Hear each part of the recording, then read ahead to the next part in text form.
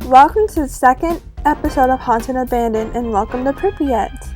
Pripyat was founded on February 4, 1970, the ninth nuclear city in the Soviet Union to serve the nearby nuclear power plant.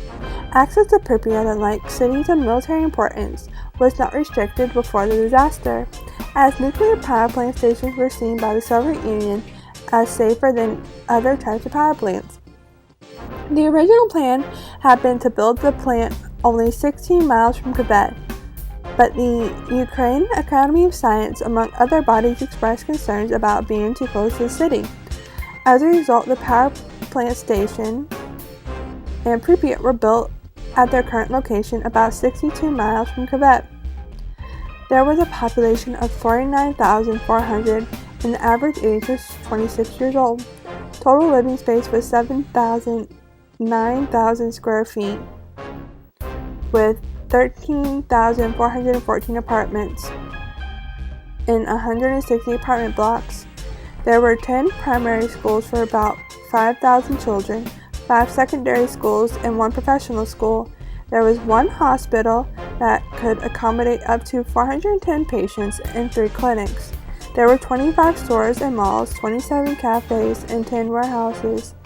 There were 10 gyms, 3 indoor swimming pools, and 10 shooting galleries. On April 26, 1986, Chernobyl nuclear power plant exploded.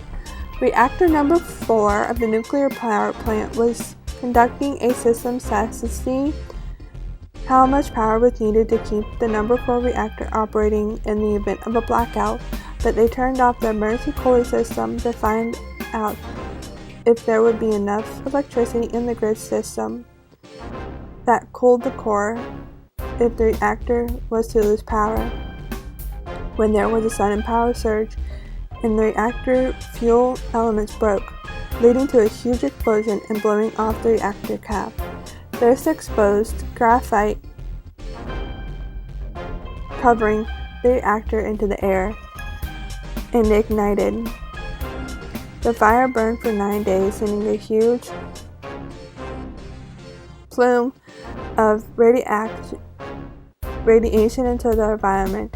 It had been estimated that Chernobyl disaster released into the environment 400 times more radioactive material than the atomic bomb of Hiroshima in 1945.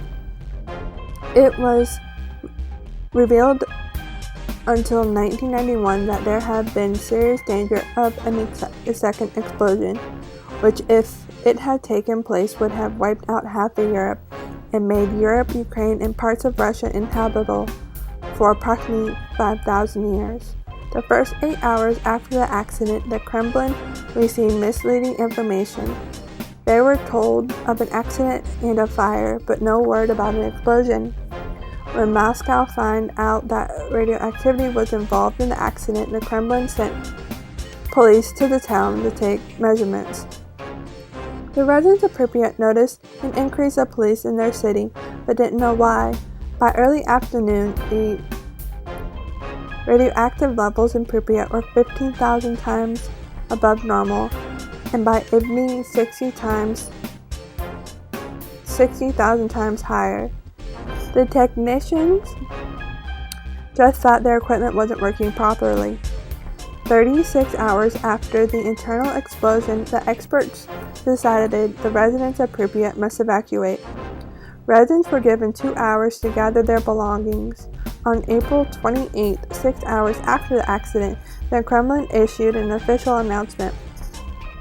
By May 1st, 6 days after the accident, the government encouraged people to go out and participate in the May Day celebration, even in the areas they knew had radiation levels 1,000 times higher than normal.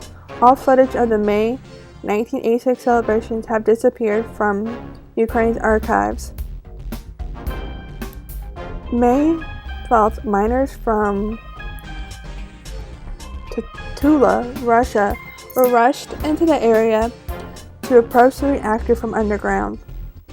Their task was to build a refrigeration device that would cool the burning radioactive material. Their average age was 20 to 30, and they knew it was dangerous work, but they were not fully informed of the risk. It was actually relatively safe below ground. It was when they surfaced from the hole that they had to run as far as they could to get out of the highly contaminated area.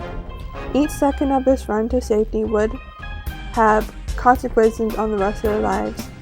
They wore no protective gear, not even shirts, as the burning radioactive material made the temperature so hot that their masks would soak with sweat in a matter of seconds. It's estimated that 1/4 of the miners died before age 40, although no official statuses exist. The rest who are living today have serious health issues. More than 10,000 miners participated in this effort. After people left, the deer and bear population returned almost immediately, and despite having radiation levels 1,000 times higher than normal, they were not showing obvious signs of mutation. 8 weeks after the external explosion, it was time for the liquidation to take the main problem of building a sarcophagus of steel and concrete around the reactor. To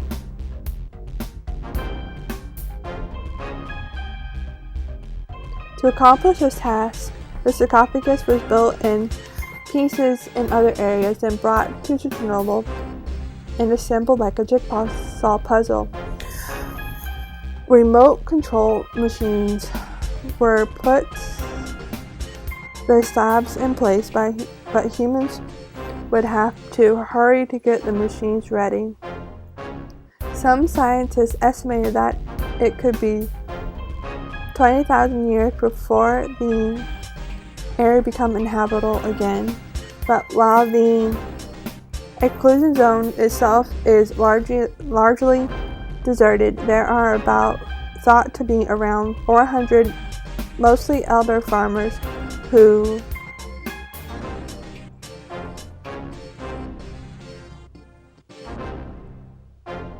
resettled in their old homes following disaster.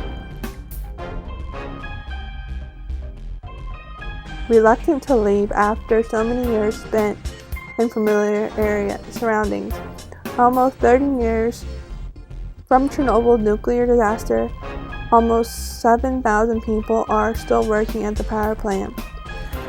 The disaster killed 31 people almost immediately, almost all of them reactor staff and emergency workers.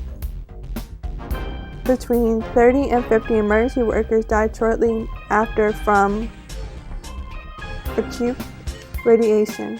Cleanup of this accident cost $18 billion. A new Greenpeace report has revealed that the Chernobyl disaster could be the cause for more than 250,000 cancer cases and nearly 1,000 cancer deaths. The Chernobyl nuclear power plant has officially launched the decommissioning and dismantling of the first 3 units. The move to fully shut down the power plant comes 29 years after it became a site of the world's worst nuclear disaster.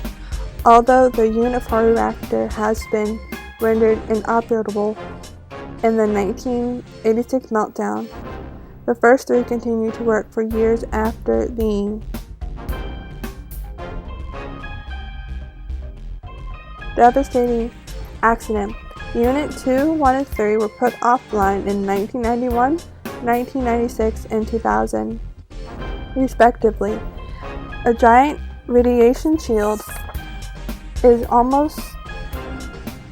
also currently being built around the site of the wrecked Unit 4 reactor as part of an effort to contain the radiation. The site continues to leak. To tour Pripyat, Chernobyl, and the surrounding villages, one must first obtain a day pass from the government. These passes can be obtained through the touring companies located in Quebec. about 110 kilometers from the blast site. All tours end with a scanning for radiation levels. If you would like to know more about taking a tour in Pripyat, I will add a link below in the description box. Thank you.